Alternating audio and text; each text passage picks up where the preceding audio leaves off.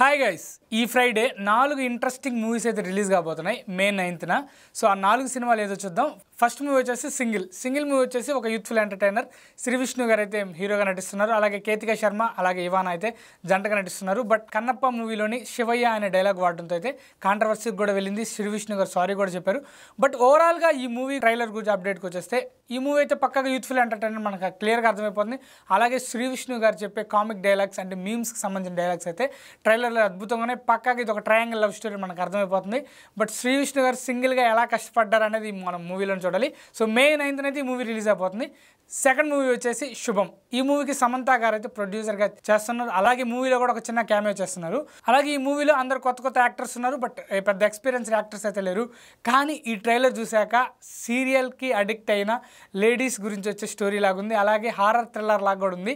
పెళ్ళయ్యాక అమ్మాయిలు కంట్రోల్లో పెట్టుకోవాలి అనుకునే ఒక అబ్బాయిలకి సీరియల్ని ఇష్టపడే అమ్మాయిలు ఎలా షాక్ ఇస్తారనేది మనకు మూవీ ట్రైలర్ చూసినప్పుడు అర్థమైపోతుంది. బట్ మూవీలో మనం కొరవ అయితే చూడాలి. ఈ మూవీ కూడా అయితే మే 9న అయితే రిలీజ్ కాబోతుంది. ఇక థర్డ్ మూవీ వచ్చేసి కలియుగ 2064. ఈ మూవీ ట్రైలర్ చూడగానే నాకు కల్కి వైబ్స్ అయితే వచ్చాయి.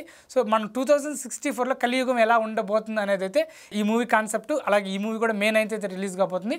ఈ మూవీలో అయితే మెయిన్ లీడ్గా శ్రద్ధా శ్రీనాథ్ గారు అయితే నటిస్తున్నారు.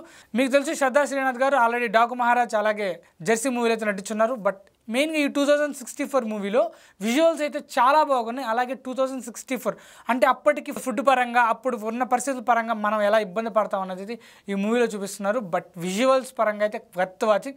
ఖచ్చితంగా ఇది ఒక ఇంట్రెస్టింగ్ మూవీ. బట్ ఈ మూవీ ఈ రెండు మూవీస్కున్నంత బజ్ అయితే లేదు. కానీ ఈ మూవీ కూడా హిట్ కొట్టే ఛాన్సులు ఉన్నాయి. బట్ మీరు ఏ మూవీకి అయితే వెళ్ళబోతున్నారో కూడా కామెంట్ చేయండి. ఇది థర్డ్ మూవీ. ఇక ఫోర్త్ మూవీ వచ్చేసి రిలీజ్ మూవీ మెగాస్టార్ చిరంజీవి నటించిన జగతిక వీరుడు అతిలోక సుందరి.